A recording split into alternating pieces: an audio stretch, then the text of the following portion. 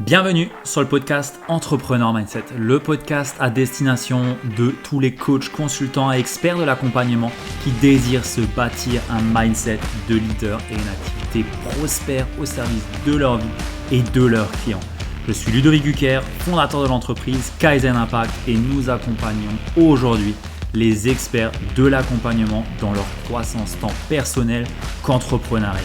Et si aujourd'hui, tu es en quête de te bâtir une activité, une entreprise au service de ta vie et de tes clients, mais que tu ne veux pas choisir entre argent et inspiration, épanouissement et impact, succès et alignement et vie pro et vie perso, alors je t'invite de suite à réserver une session Kaizen Diagnostic qu'on t'offre aujourd'hui avec un membre de nos équipes pour voir comment est-ce qu'on peut te servir au mieux, quelles sont les prochaines étapes pour ton développement tant personnel qu'entrepreneurial.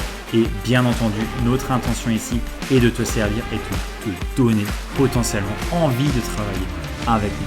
Alors si ça t'inspire, si ça t'appelle, je t'invite à réserver de suite ton appel offert sur le lien que tu trouveras dans la description ou alors tu tapes www.ludovicgucker.fr/call. Sur ce, moi je ne t'interromps pas plus longtemps et je te laisse de suite te plonger dans cette belle interview.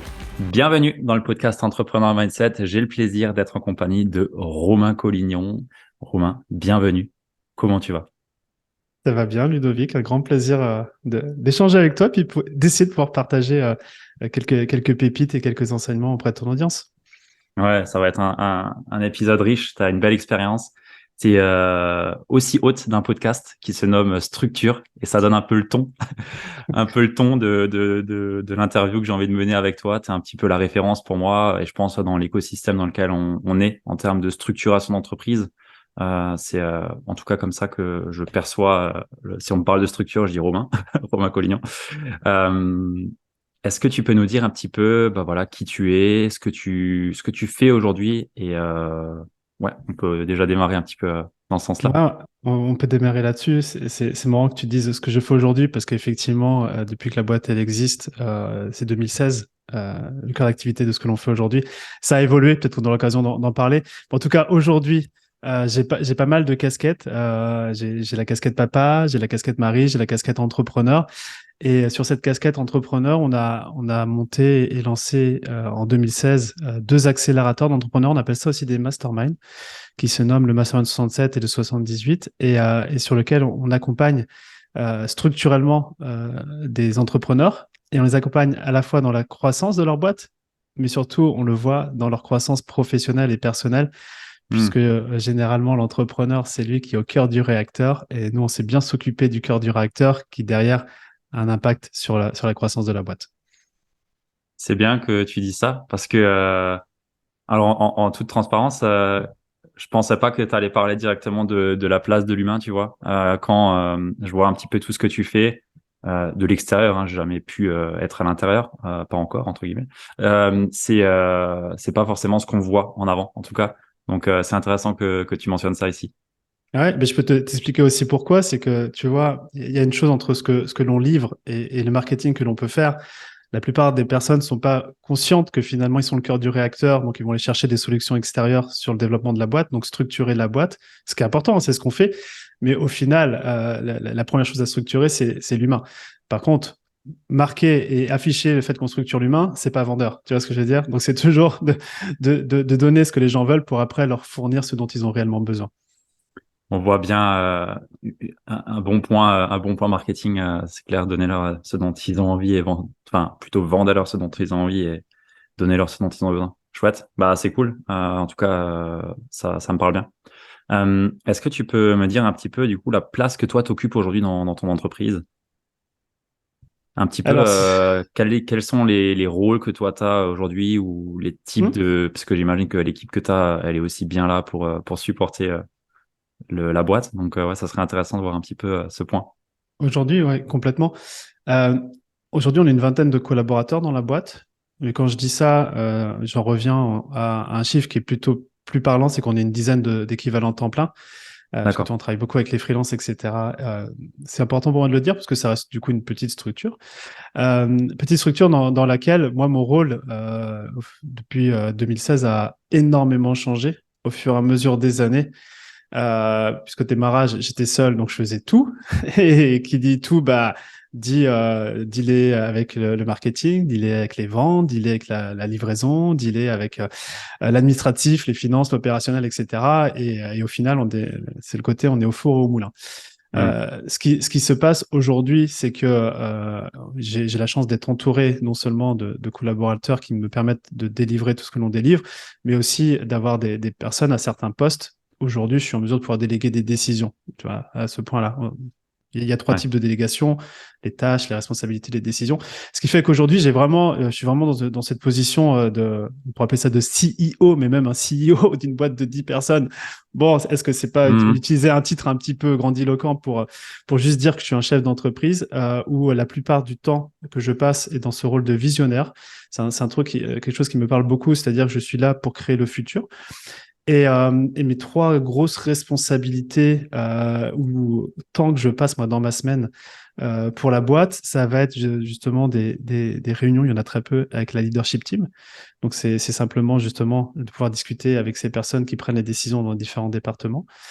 Deux, c'est passer du temps sur le podcast, sur les podcasts. Donc, Ouais. à la fois celui que j'anime, structure, et puis aussi d'avoir ces échanges, bien, tu vois, avec d'autres entrepreneurs comme toi, Ludovic.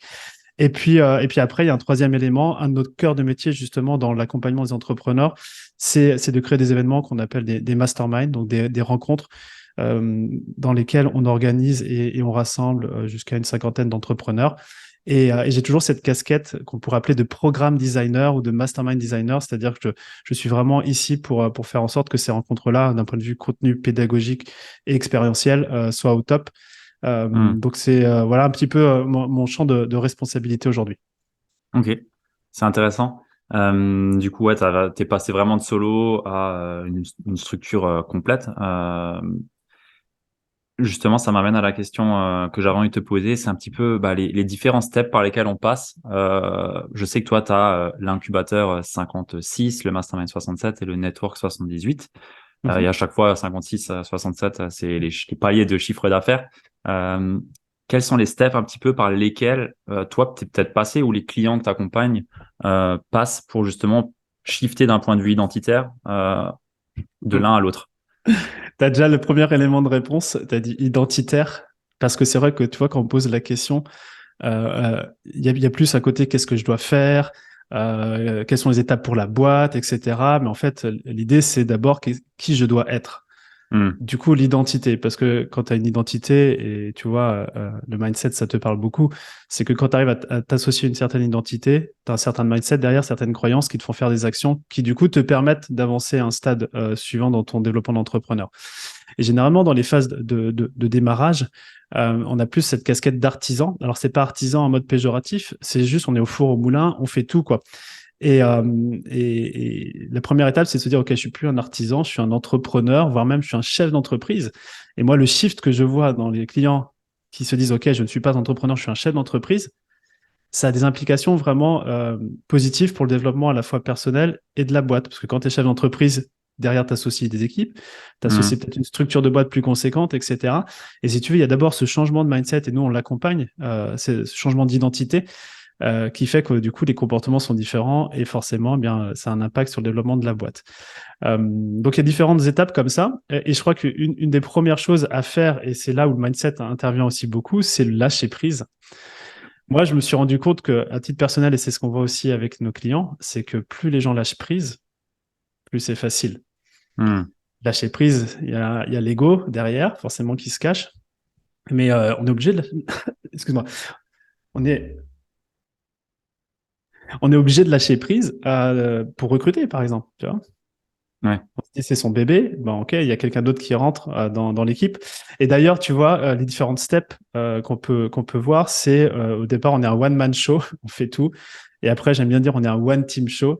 C'est-à-dire que même si on peut rester, tu vois, dans le cadre peut-être de l'industrie dans laquelle on se trouve, à la tête de la boîte, la figure de proue, derrière, moi, je suis simplement aujourd'hui la figure de proue. Il y a toute l'équipe derrière qui déroule, quoi. Ouais.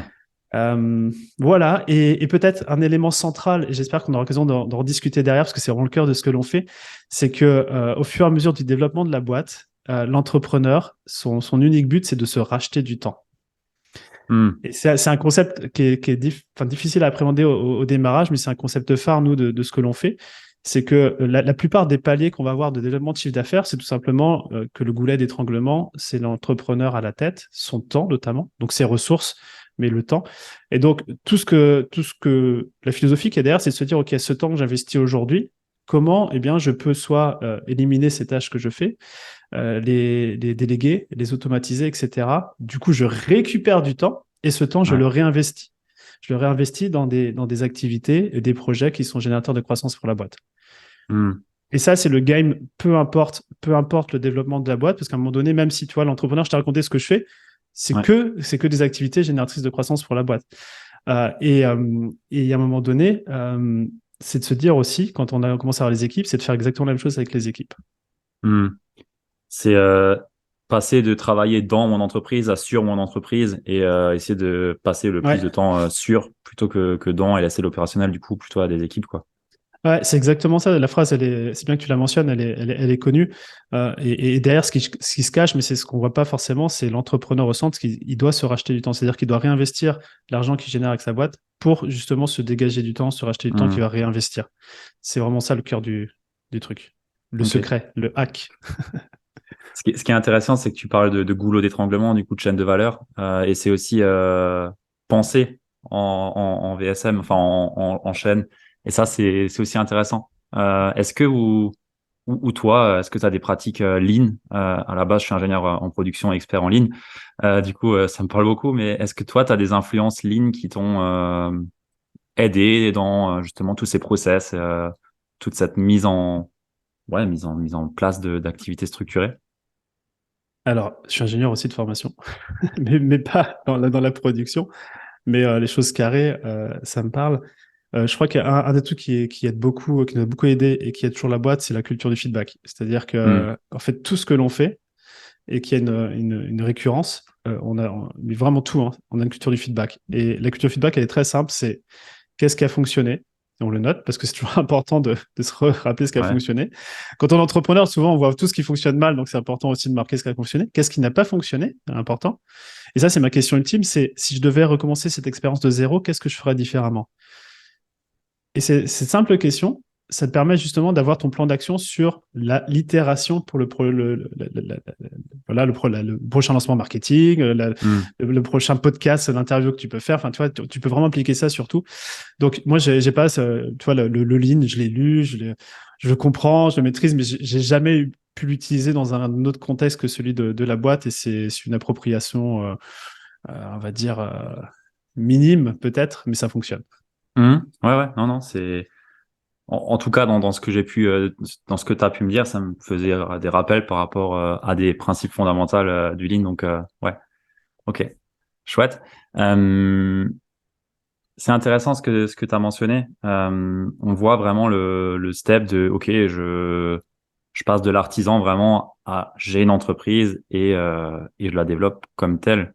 Et ça, c'est un gros passage.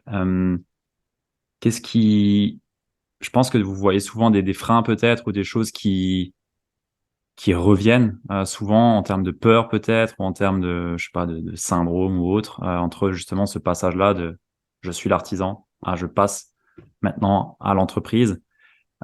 Qu'est-ce que vous voyez le plus comme blocage ou comme frein? Hmm. Alors, quand on arrive chez nous, on sait qu'il faut structurer, mais déjà, je Ouais, dis il faut structurer. Alors, toi, quand on se dit il faut, je dois, c'est mauvais ouais. signe pour engager, c'est pas j'ai envie de structurer. Donc, je crois que la première chose qu'on fait, c'est de réconcilier la structure avec l'aspiration de l'entrepreneur, qui est une aspiration de liberté, d'impact, etc. Donc, c'est déjà d'une part démontrer que c'est, entre guillemets, un mal nécessaire, mais surtout, nous, on essaie de faire en sorte que ça soit fun.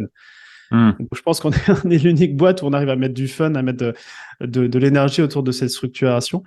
Euh, donc ça, c'est peut-être un premier point, c'est de se dire que bah, structurer, c'est mal. Et surtout, tu vois, la plupart des entrepreneurs, ils ont quitté un système peut-être ouais. salarié pour plus de liberté. Donc, c'est antinomique. Et en même temps, bah, c'est le fait de ne pas mettre de structure, c'est on reste dans une prison qu'on s'est soi-même créée parce que justement, on est au four au moulin.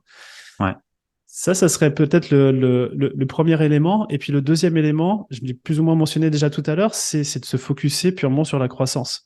C'est-à-dire, c'est vraiment d'écouter, OK, il faut croître, etc., etc. Moi, je dis non, la priorité, c'est de te récupérer du temps.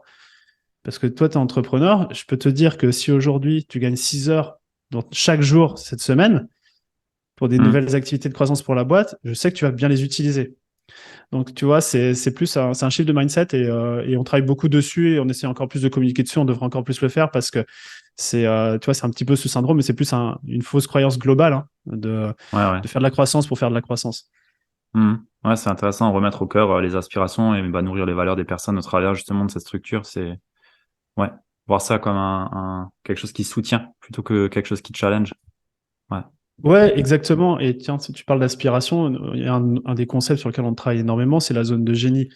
C'est qu'aujourd'hui, quand on est entrepreneur, surtout au démarrage, on fait tout. Donc, il y a des ouais, choses sur lesquelles on est dans notre zone de génie. Ce sont des activités qui nous apportent beaucoup d'énergie et qui à la fois génèrent de la croissance pour la boîte. Et puis, il y a des choses pour lesquelles on est incompétent. C'est-à-dire que faut mieux pas qu'on le fasse. Et en plus, ça nous bouffe notre énergie.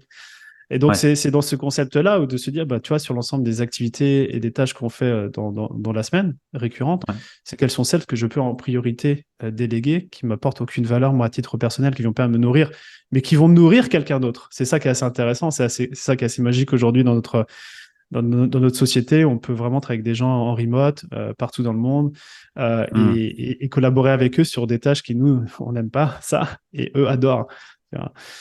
Euh, donc ça, ouais. c'est aussi peut-être un élément une des erreurs que je vois, c'est de se forcer à faire des tâches qu'on n'aime pas faire. Ok. Ouais, ouais, ouais. Ouais, c'est intéressant. Ça remet plein de choses en question et bah, tu vois, c'est des questions que moi je suis en plein dedans, donc c'est intéressant. Mm. Euh, En phase de justement de scaling, qu'est-ce qu'il y a comme erreur commune ou de choses peut-être que tu as pu faire en termes, voilà, dans le vraiment chercher à faire croître l'activité, quelles sont les erreurs communes que tu peux voir? Est-ce que j'ai le droit de me répéter, mais via un autre angle, parce que, C'est tu vois, pareil? ouais, c'est pas que Ok. c'est pareil, mais tu vois, quand on dit scaler, on pense recruter. Et on pourrait avoir tendance à recruter justement pour se dire, tiens, je vais recruter telle personne pour tel truc de croissance. Mais c'est Ok. un truc qu'on fait pas encore dans la boîte. Et pour moi, ça, c'est une erreur. L'erreur, c'est vraiment d'abord de recruter pour se libérer du temps. Hmm. Et après, on va pouvoir investir ce temps justement dans le nouveau projet. Mais moi, les erreurs que j'ai pu voir, c'est de recruter, bah, tu vois, sur des postes, finalement, on n'en avait pas vraiment besoin, tu vois. Ça crée beaucoup plus de Hmm. complexité, etc. Mais plus de se dire, OK, ça, c'est ces activités qu'on fait déjà, mais il faut qu'on prenne quelqu'un pour justement libérer du temps à l'entrepreneur. Et qu'est-ce que tu penses du fait de recruter d'abord des personnes qui nous ramènent plus de trésorerie, que ça Ça, c'est une. soit sales ou enfin ouais dans cet angle-là. Ouais. Alors, tout dépend de la phase dans laquelle tu es dans le business. Tu vois, quand tu es dans les phases de démarrage, ton premier focus, en fait, tout le temps que tu dois passer, c'est marketing, sales, marketing, sales, marketing, sales. Hmm. Il n'y a rien d'autre parce que tu vas générer de la ressource qui est la ressource argent. Pour Ouais, moi, il y a 4 types de ressources. Il y a la ressource argent, temps, on en a parlé. Focus, c'est-à-dire où est-ce que tu peux porter ton attention pendant une période prolongée sans être dérangé. Et puis après, il y a aussi l'énergie vitale, tu vois. ouais, Et donc, au démarrage, généralement, tu as du temps, beaucoup. Le focus, tu en as enfin, beaucoup, non, pardon, le temps, tu n'en as pas du tout, excuse-moi. ouais, j'allais Focus, tu dire. n'en as pas du tout. L'énergie, bon, tu es au démarrage, tu peux en avoir, mais tu peux vite te cramer. Et l'argent, sauf si tu n'as pas de levée d'argent, tu en as très peu. Donc, en fait, le truc qui va déverrouiller tout ça en termes de ressources, c'est focuser sur le marketing et les sales. Donc, Ouais. nous, c'est ce qu'on fait aussi avec nos membres dans ces phases-là, c'est marketing, ça, on se pose pas de questions. Bien sûr, derrière, tu livres, mais une fois que tu as, et moi je l'ai senti à l'époque aussi, une fois que tu as pu asseoir une certaine trésorerie, tu vois, tu as une confiance personnelle d'engager sur des nouveaux projets qui est plus importante, tu peux recruter pour déléguer, donc récupérer du temps. Et ce temps, tu es entrepreneur, tu sais que tu vas l'investir dans des activités de croissance. Et moi, la plus grosse erreur que je vois, notamment dans les phases de démarrage, c'est de vouloir tout faire, tu vois, c'est de faire 5 réseaux sociaux en même temps, c'est faire. Et ce temps-là, en fait, tu dilapides ton temps et ton focus, Ouais, et ça te fait pas avancer d'un iota sur la ressource argent, quoi. ouais, ouais, Donc, ouais. voilà. Donc ça, c'est vraiment clé. Ok. Ça me parle. Je vois. Je, Quand... je te vois Vas-y. acquiescer de la tête. On ne voit pas en podcast, mais je te vois acquiescer de la tête. Ouais, exact. Justement, tu parles marketing. Euh, qu'est-ce que tu mettrais en focus sur le marketing? La création de contenu, chercher à mettre en place un funnel avec de l'acquisition payante. Qu'est-ce que tu vois aujourd'hui avec les changements de tendance aussi qu'on a un petit peu sur le marché, entre guillemets, même si c'est pas révolutionnaire, mais il y a quand même la confiance qui est un petit peu à monter plus en ce moment. Donc, Mm. ouais, Ça dépend vraiment du marché dans lequel tu ouais. es, du pricing de ton offre aussi, Hmm, de l'appétence et de la zone de génie du fondateur, parce qu'au démarrage, souvent c'est lui qui va être responsable du contenu. Donc, ouais. mais moi, je le suis encore énormément. Donc, c'est clé. En fait, il y a les deux pendants. Il y a le côté relationnel qui est comme par exemple un podcast qui est hyper important. Mais par exemple, un podcast, c'est pas ça qui va te permettre d'acquérir du lead. Donc, c'est très bien pour la Hmm, partie relationnelle. C'est-à-dire que quand ouais. les gens vont vouloir travailler, par exemple, je te prends l'exemple, mais ça peut être n'importe qui d'autre, avec toi, ils vont te connaître et ils vont même pas se poser de questions, mis à part, on va dire l'investissement pour travailler avec toi. Par contre, il faut aussi avoir une stratégie d'acquisition.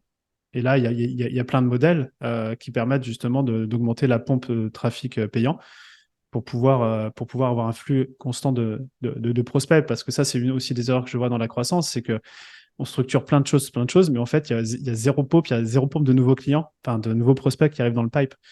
Et donc, au final, c'est ça qui fait qu'on stagne. C'est comme une rivière, tu vois. S'il n'y a pas s'il y a pas d'eau qui arrive en amont, c'est compliqué Hmm. euh, en aval. Moi, je ne sais pas si je me trompe entre l'amour En et l'aval. amont.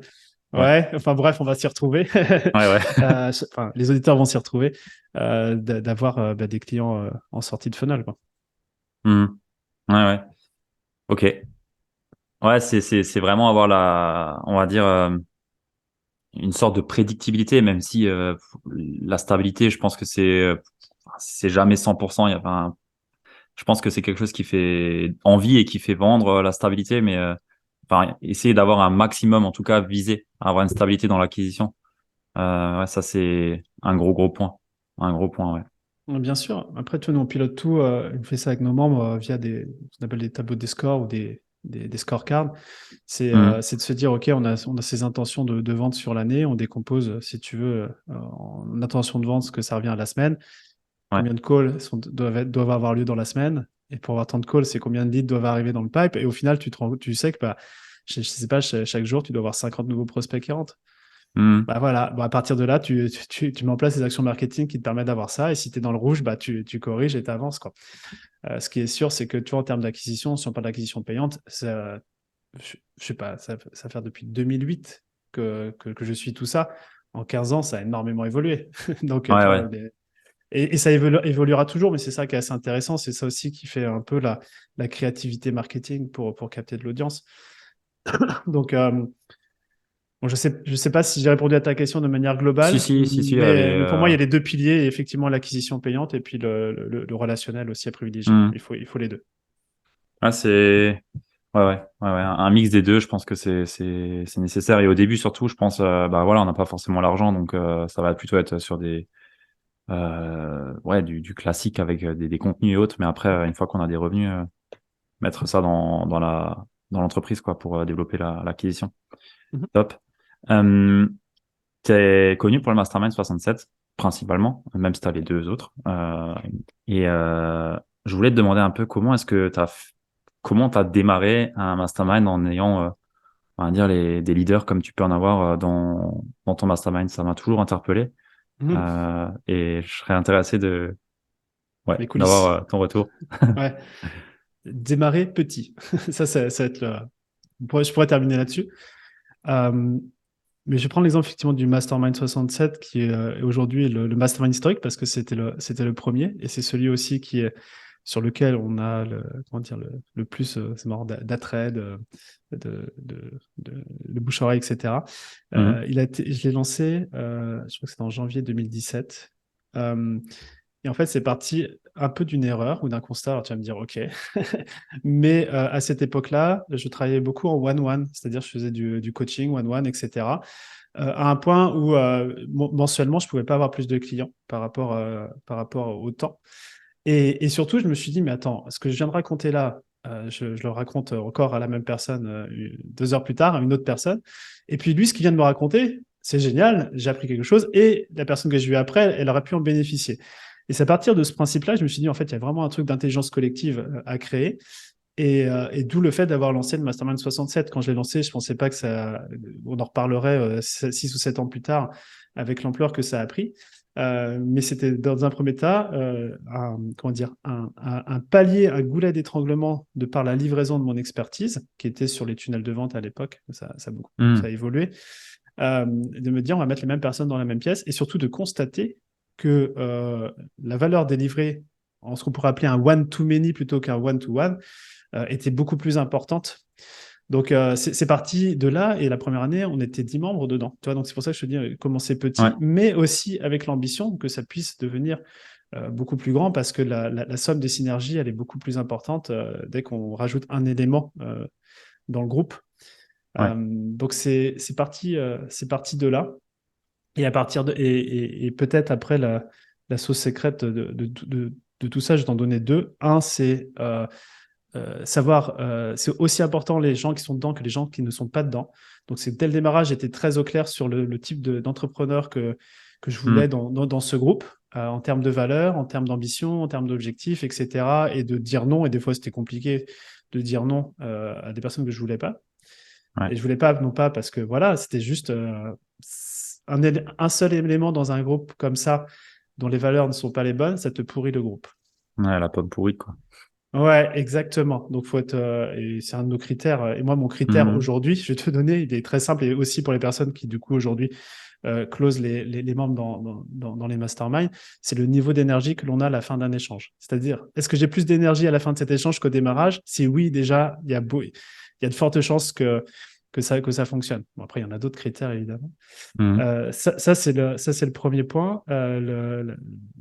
Les candidats, enfin la qualité des candidatures et des personnes qui rentrent dedans.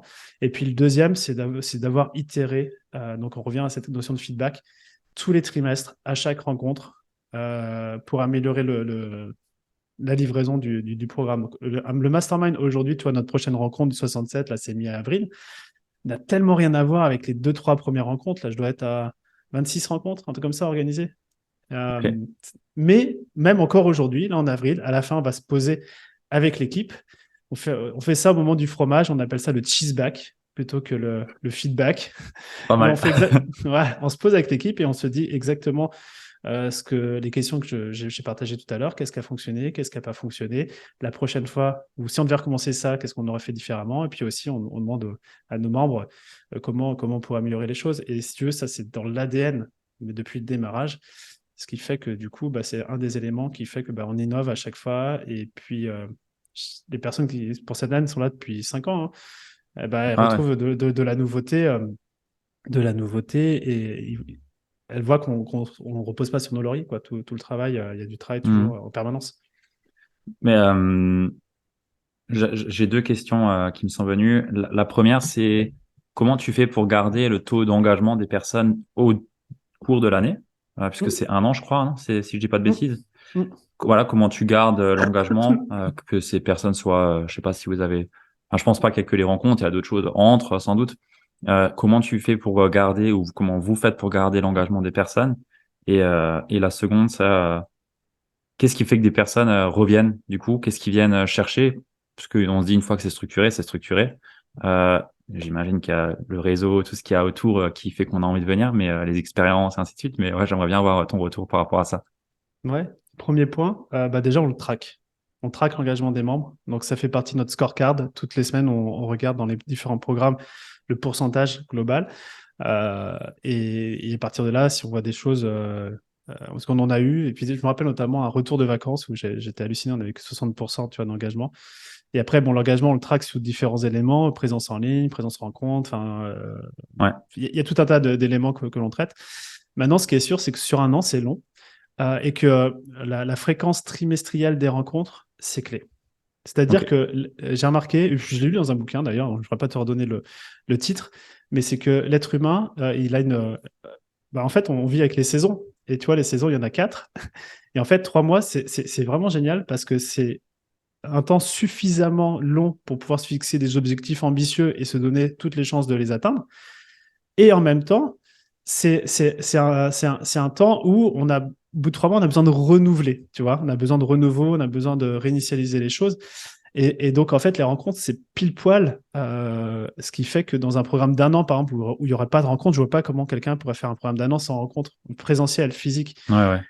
Donc, tu vois, nos membres, ils attendent ça, mais dès qu'il y en a une qui est terminée, ils se disent, bon, c'est quand la prochaine? Et puis, tu sens bien, quoi, 2, 3 semaines avant la rencontre, la tension arrive et on a vraiment tous envie de se retrouver. Donc, je pense que ça, c'est un des éléments. Et après, on a effectivement des rendez-vous en ligne hebdomadaires, etc., où on essaye de varier le jeu de jambes pour pouvoir créer de l'engagement, etc. Donc, euh, on est assez fiers de l'engagement qu'on a dans nos programmes, mais on met beaucoup de focus dessus, quoi. C'est-à-dire qu'on traque, Ouais. tu vois. Comme on traque les leads, comme on traque les ventes, on traque le taux d'engagement dans les programmes. Ah, ça, c'est intéressant. Je pense que c'est clé. Parce que, quoi, comme dit, un an, c'est long. Tu as le temps de perdre pas mal de personnes en route, quoi. Donc, Ouais. ouais. Mais ça, c'est intéressant. Parce que du coup, c'est comme si tu avais. Enfin, l'impression que ça me donne, c'est d'avoir bah, une équipe dans ma boîte. Enfin, avec ma boîte, sauf que c'est des potes entrepreneurs, en gros. Et Ouais. tous les trimestres, on se voit et on se voit toutes les semaines pour avancer, focus sur nos objectifs, quoi. Ouais, exactement. Mais ça va peut-être répondre à ta deuxième question, c'est de se dire pourquoi les gens restent avec nous. Ouais. En Bah, du fait, coup, ouais. il y a deux éléments. Et le premier, c'est que j'ai le sentiment que comme si enfin, notre boîte, c'est comme si on faisait une trace dans la neige, tu vois. C'est-à-dire qu'on est en train on a des fois 6 mois, 1 an, 2 ans, 3 ans, bon, maintenant, des fois 5 ans d'avance sur nos clients. Mais les problématiques qu'ils vivent, on les a vécues. Donc, c'est très, d'un point de vue purement structurel, hein, au-delà du mastermind de la communauté, c'est des choses Hmm. qu'on a vécues. Donc, ils ont qu'à suivre les tranchées. Et ce Ouais, qui est ouais. assez intéressant avec les entrepreneurs, c'est que bah, quand tu arrives à un certain niveau de maturité, bah, certains ont envie de rester là, puis d'autres ont envie d'aller au prochain stade de maturité. Et comme nous, on avance sur ces sujets-là, bah, tu as juste à suivre la trace, quoi. Donc, c'est Hmm. beaucoup plus confortable. Tu peux faire tes petits détours, mais bon, nous, on les a fait et on sait qu'on on peut se planter dans certains endroits. Donc, c'est ça qui est aussi intéressant, c'est que le mastermind, là, ça fait 6 ans, le mastermind 67, il a tellement évolué en termes de contenu, etc. Parce que bah, du coup, on capitalise sur notre propre expérience nous, dans la boîte et puis toutes celles des clients qui sont passés aussi par là, qui ont aussi emprunté la trace. Et effectivement, pourquoi les gens reviennent, c'est que bah, on crée du lien. Hein. Tu vois, Ouais. le business, c'est pas que aseptisé, mécanique, structure, process. C'est surtout et avant tout pour créer des souvenirs entre entrepreneurs, échanger, partager. Donc, la plupart de nos membres, ils sont relativement seuls. Soit avec la famille, ils peuvent pas partager à la fois leur succès, Ouais. parce que ça va faire rougir certains, et puis aussi leur stress, parce que tu vois, on a du stress au quotidien. Et puis parfois, ils peuvent pas aussi le partager avec leurs équipes, tu vois. Donc, Hmm. c'est bien d'avoir d'autres pairs qui, vont comprendre et dire, écoute, main sur l'épaule, je suis passé par là, t'inquiète, ça va passer, voici telle ou telle ressource, et ça permet d'avancer. Et puis, on a aussi, nous, les coachs dans les programmes qui sont là pour, tu vois, tu prends un appel dans la journée, et puis ça te Ouais. résout ton truc, quoi. Truc que tu ne peux pas faire forcément quand tu es seul dans ton coin. Hmm. Ouais, ouais, c'est vrai, c'est intéressant. C'est une bonne formule. C'est quoi un peu les clés pour un bon événement, justement? Tu as 26 expériences ou plus, hein, mais tu as beaucoup d'expérience dans l'événementiel, du coup. Ouais. Euh, c'est quoi un peu les clés pour garder ou avoir un bel événement, un bon événement pour tes clients? Nous, on suit un framework qui s'appelle EPIC, EPIC, et ça vient d'un bouquin qui s'appelle Power of Moment. Je t'invite à lire. Et en fait, c'est purement sur, au-delà du contenu qu'on partage, c'est les émotions qu'on va réussir à faire vivre à nos membres. Enfin, l'empreinte émotionnelle qu'on va faire vivre à nos membres. Et le E pour EPIC, c'est élévation. C'est qu'est-ce qu'on va pouvoir faire pendant cette rencontre pour leur permettre de vivre quelque chose pas commun par rapport à l'habitude. Alors, tu vois, là, en janvier dernier, on a fait une séance Wim Hof. Je ne sais pas si ça Ah te ouais, parle, ouais, dans le ouais. froid, etc. On s'est retrouvés à 40 dans un lac à 3 degrés en pleine nuit avec un instructeur. Je peux te dire que ça, l'empreinte émotionnelle était là. Donc, ça, c'est un des éléments. Le E. P, c'est pride.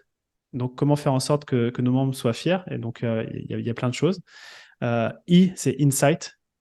Donc, quels sont pendant ces rencontres les moments où ils vont repartir et en fait, ils vont repartir de cette rencontre avec un vrai changement d'insight, alors des fois sur business ou des fois sur eux-mêmes, souvent sur eux-mêmes. Ouais. Et c'est enfin ces connexions, ces connections. C'est comment on arrive à créer du lien, comment on arrive vraiment à créer des. euh, c'est le cœur d'un mastermind. Et si tu veux, dès qu'on fait ces rencontres-là, bon, il y a des structures, des process pour faire passer ça. Et comme je t'ai dit, c'est encore ma casquette hein, de Mhm. mastermind designer. Donc je vérifie tout ce qu'on va faire, présenter, imaginer sous cet aspect épique. Ok, c'est intéressant, j'irai lire le livre. J'aime beaucoup parce que j'ai fait un premier événement en janvier avec des clients et c'est vrai Trop bien. que tu dis merde, comment je fais pour que ça soit mémorable, pour que ça soit quelque chose vraiment qui marque l'esprit. Et c'est intéressant, donc j'irai lire ce Hmm. bouquin. Merci. Et ouais, bah, j'aurai plus de détails sur le framework Epic dedans, mais en tout cas, ouais, c'est un bon sujet. Je pense que encore plus avec le Covid, où il y a eu bah, voilà, tout le monde à la maison et ainsi de suite, avoir des moments où tu peux partager des choses comme ça, enfin, c'est magique, c'est puissant et ça, je trouve personnellement que ça change la dimension. Surtout nous, je pense que tu as aussi majoritairement des entrepreneurs en ligne. Euh, ouais, c'est un gros step en avant d'avoir la possibilité de faire des événements comme ça. Donc, ouais, je pense, les gros sujets pour l'avenir. C'est chouette. Euh, J'ai envie de. Tu mentionnais le livre Power of Movement et j'avais entendu parler que tu recommandais un livre Vision. Mhm. Je sais plus où, dans quel podcast j'ai pu l'entendre, mais je l'ai entendu. Et je voulais te poser un peu la question, quels sont toi on va dire je sais pas si tu as des pratiques ou des moments où justement tu travailles un petit peu cette vision d'entreprise que tu as, où tu veux l'amener. Quelles sont un petit peu les façons dont toi tu procèdes? Hmm. Alors peut-être pour donner du contexte, effectivement, Vivid Vision, c'est un bouquin de Cameron Herold, pardon, qui permet justement à l'entrepreneur de pouvoir imaginer sur une période de 3 ans dans le futur à quoi doit ressembler la boîte. Et le concept, il est clé. Figure-toi que là, on vient de terminer notre précédente vision à 3 ans avec la boîte et qu'on part là au 1er mars sur les 3 prochaines années. Donc c'est plus que d'actualité de notre côté et je recommande à tout le monde de lire ça. Le premier concept, et d'ailleurs il en parle très bien, c'est que je vais faire un petit peu cet aparté, c'est que la vision d'entreprise intervient après la vision personnelle. Parce que trop souvent, on va avoir une vision d'entreprise, mais qui du coup va venir être en frein et en friction par rapport aux aspirations personnelles, et c'est pour ça qu'on n'y arrive jamais. Donc d'abord, si on se pose personnellement qui on veut être, où est-ce qu'on veut vivre, etc., on balise tout bien ça. Et à partir de là, c'est comment l'entreprise, la vision d'entreprise va venir servir et nourrir Hmm. la vision personnelle. Donc ça, c'est un premier élément. Maintenant, la façon dont on fonctionne, j'ai fait beaucoup, tu vois, le concept de vision, je sais pas, ça fait 15 ans que je connais ça. Au départ, c'était des visions à la Tony Robbins, tu vois, genre, on va conquérir le monde, l'impact, etc. Sauf qu'après, tu reviens chez toi et tu te dis, bon, ok, je commence par quoi? Donc, je trouve que la période de 3 ans, c'est bien parce que c'est vraiment ambitieux. Tu peux faire plein de choses. 3 ans, c'est 3 fois 4, 12 trimestres, c'est ça? Ouais, 12 trimestres. Et donc, en 12 trimestres, tu peux faire pas mal de choses. Et donc, du coup, la façon dont je fonctionne, c'est d'une part, je me nourris énormément et je pense que par exemple, le podcast Structure, j'interviewe des gens qui sont en avance sur ce que l'on fait nous. Donc, tu Ouais. vois, tu captes de l'information, énormément d'informations. Certains entrepreneurs prendraient cette information et se diraient, tac, c'est bon, je lance le truc. Moi, j'ai une approche beaucoup plus, on va dire, lente, mais en même temps structurée. C'est-à-dire que toutes ces informations, je les capte en fait, tu vois. Donc, je les Ouais. capte, j'ai un dossier spécialement que je sais que je vais pouvoir réouvrir dans 3 ans quand il y aura la prochaine vision vivide, tu Ok. vois. On voit le Donc, stratège. bah, il y a un côté stratège et puis un côté aussi, tu vois, le syndrome de l'objet brillant, on le voit beaucoup, tu vois, je vais faire ça, je vais faire ça, je vais faire ça. Ouais, ouais. Donc, ce qui fait que là, nous, on est très au clair parce que maintenant, c'est partagé à l'équipe. Cette vision vivide à 3 ans, elle a été aussi nourrie par la leadership team. C'est qu'on sait très clairement où est-ce qu'on va et que du coup, toutes les opportunités qui nous permettent d'accélérer là où on va les prendre dans les 3 ans qui arrivent. Mais toutes les opportunités qui vont pas nous amener là où on souhaite aller, ben, on les décline gentiment. Donc, tu Hmm. vois, quand je te disais que la ressource de l'entrepreneur, mais aussi si la ressource de la boîte, c'est le focus, le fait d'avoir une vision vivide te donne ton focus, te donne le chemin à suivre et puis t'en déroges pas. Après, rien ne nous empêche d'explorer certains sujets, mais on reste quand même bien calé sur là où on souhaite aller. Donc, il y a ce travail de curation. qui est un petit peu au quotidien. Et j'ai un dossier spécial pour ça. Et puis après, bah, effectivement, la vision vivide, faut lire le bouquin de Cameron Herold. Hein, c'est vraiment bien de se poser. Je sais que quand on la crée, il conseille de partir, je sais plus, une semaine dans un endroit inspirant pour pouvoir l'écrire, etc. Moi, je sais que ma première, je l'avais écrit dans l'Eurostar entre Paris et Lyon. Et je crois que là, la deuxième, je l'ai écrit à mon bureau. Donc voilà, bon, je suis aussi inspiré Oui, là où je suis. Mais ce qui est sûr, c'est que c'est de dédier ce temps ininterrompu pour pouvoir écrire son futur. Et puis c'est magique. Hein. On est bons, nous, les entrepreneurs, pour imaginer le futur. ouais, ouais, c'est vrai. C'est vrai. Je voulais passer sur le point parce que je pense que c'est aussi quelque chose d'important quand on entreprend, justement, quand on parle de structure, mais pourquoi faire, en fait. Donc, ouais. Et je recommande aussi, du coup, le livre. Donc, Tu l'as fait? Toi, tu l'as fait? j'ai pas fait la vision, j'ai lu le bouquin. Je, Ah là je, là là là. je suis au stade, justement, où maintenant je sais, je vois l'importance de le faire. Voilà. On va dire ça comme ça. Parfait, parfait. On va dire ça comme ça. Mais ouais, je fais un peu comme toi. Les personnes que j'interviewe, c'est des personnes plus évoluées aussi. Ça me nourrit énormément, mais vraiment énormément. Et c'est vrai que on pourrait être tenté de shiny object, comme tu as pu dire. Moi, je l'appelle le poulet sans tête, qui court partout, tu sais. Euh, mais, euh, mais ouais, chouette. Euh, j'ai une question qui m'est venue pendant le podcast. Est-ce que tu te fais accompagner sur le plan, on va dire, personnel, mindset ouais, ou même autre, hein. J'ai pu me faire accompagner sur des sujets spécifiques mindset. Là, en ce moment, non, pas actuellement. Ouais. Et après, en fait, je vais te dire, je suis peut-être le plus chanceux des entrepreneurs, c'est que nos membres sont les personnes qui m'accompagnent au quotidien. Donc, en gros, Hmm, on est payé pour graviter avec des sources d'inspiration juste incroyables.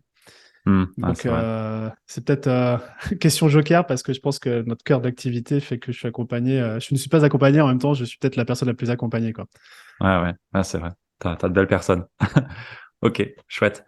J'ai envie de te demander s'il y a eu une source ou des personnes d'influence qui ont vraiment joué un rôle clé dans ton parcours entrepreneurial. Ouais, il y en a eu. Il y en a eu. Peut-être une ressource qui pourrait pas parler à tout le monde, en fait, c'est une suite de bouquins. Alors, on parle beaucoup bouquins, tu vois, mais c'est la suite de bouquins Traction de Gino Wickman. Je sais pas si tu le connais. Mhm. J'en suis au premier, Traction.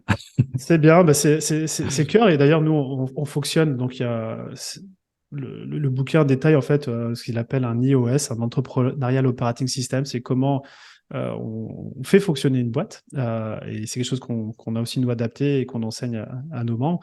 Et si tu veux, à partir de là, c'est juste de se dire que bah, ta boîte, c'est comme un organisme vivant. Il y a différentes parties qui leur permettent de fonctionner.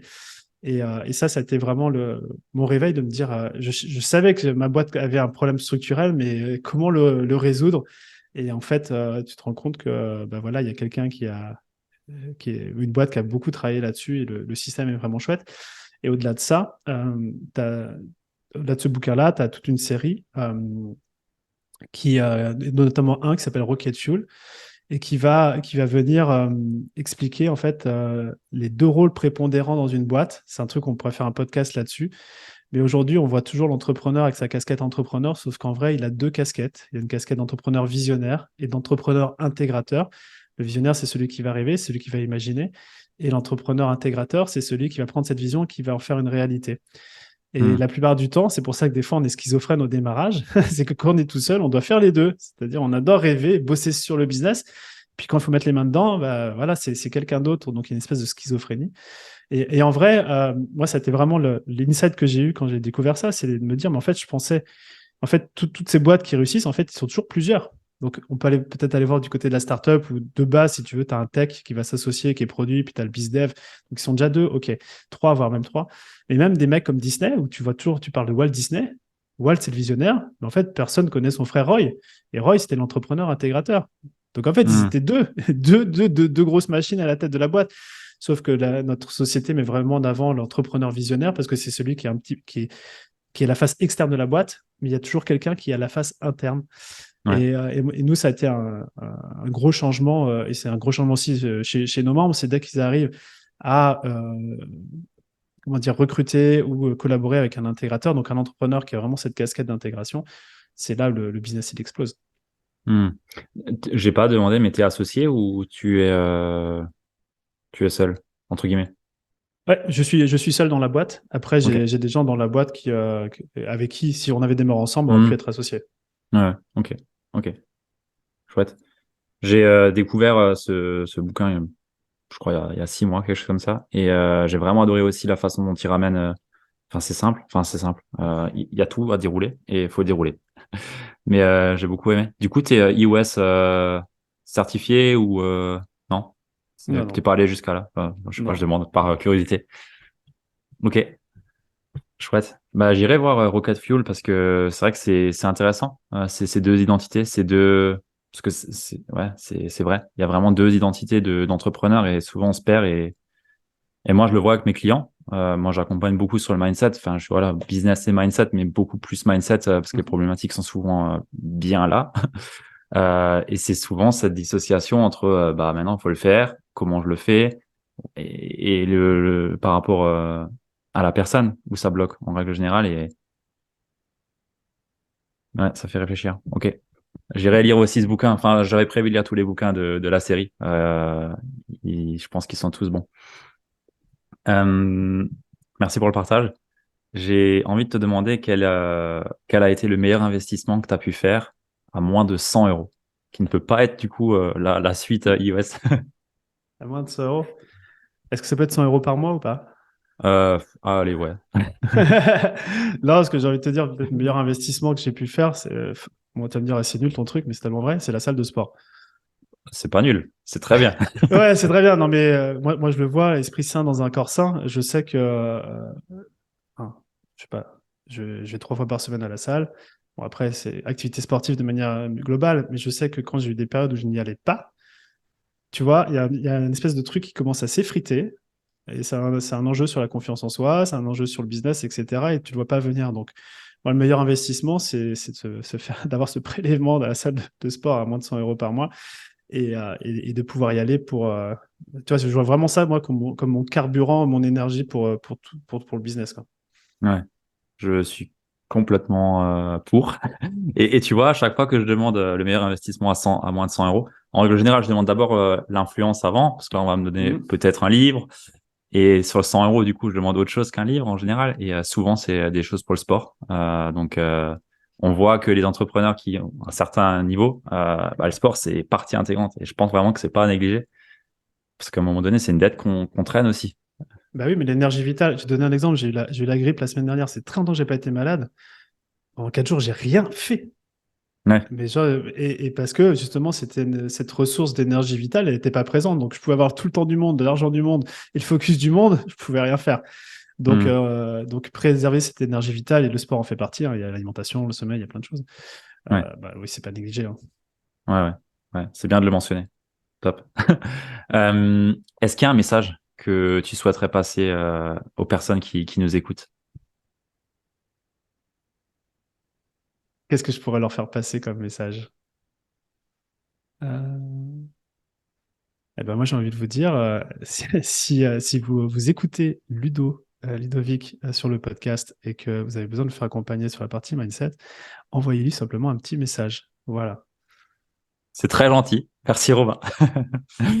Merci beaucoup. Euh, Est-ce que il y a une question que je ne t'ai pas posée et que tu aurais apprécié que je te pose? Euh, non, on a fait le tour. On a fait Franchement, le c'était tour? c'était chouette. En tout cas, moi, j'ai passé un super moment avec toi, à ton micro. Super. Bah moi aussi, vraiment. Merci beaucoup. Où est-ce que on te retrouve? Vers quoi je redirige les liens que je mets dans la show note? Et où est-ce qu'on peut venir te contacter? Je vais t'en donner deux. Peut-être sur Instagram, ça peut être intéressant de venir voir le profil de ce qu'on partage tout dessus, hein. Le pseudo, c'est Romain Col, c'est au 2 L. Et puis après, pour tous ceux qui veulent vraiment pousser sur la structure, bah, c'est tout simplement d'aller écouter le podcast Structure. J'allais finir avec ça, avec la recommandation de ton podcast. C'est bien. Ok, bah, je le mettrai aussi du coup ton podcast que j'aime beaucoup. Au passage, je l'ai déjà dit, je crois en intro, mais je l'aime vraiment beaucoup. C'est vraiment un bon épisode. Et ce que j'adore, je te le dis du coup, c'est qu'on voit d'autres personnes que ce qu'on a l'habitude d'entendre dans le monde entrepreneurial du web. Et ça, c'est vachement enrichissant. c'est un peu un Mathieu Steph moins, enfin, moi je préfère du coup, mais ouais, les idées et ce que ça amène, je trouve que c'est très pertinent d'avoir des domaines aussi variés que ce que tu peux amener. Ouais, mais c'est un vrai focus, hein. Du coup, Ouais. je m'interdis et je m'autorise. Tu vois, là, j'avais juste un appel avec, on va faire une interview avec le directeur des Restos du Cœur, tu vois. Ah ouais. Et donc, d'un point de vue structurel, c'est incroyable en termes de management, en termes, tu vois, il travaille avec beaucoup de jours d'insertion. Bah, je peux te Ah dire ouais, que ouais. niveau management, lui, si on faisait 10% de ce que l'on fait, nous, avec nos équipes dans l'entreprise, ça a un impact énorme. Non, ouais, mais j'invite toutes les personnes qui nous écoutent ici à l'écouter Structure. Ça ouvre les idées, ça ouvre l'esprit et ça sort la tête aussi de juste l'entrepreneuriat du web. Il y en a d'autres et j'invite vraiment les gens à chercher des inspirations ailleurs parce que c'est vraiment riche. Donc, ouais, super. Euh, Romain, est-ce qu'il y a une personne que tu verrais bien passer après toi sur le podcast? Dis-moi ce que tu recherches.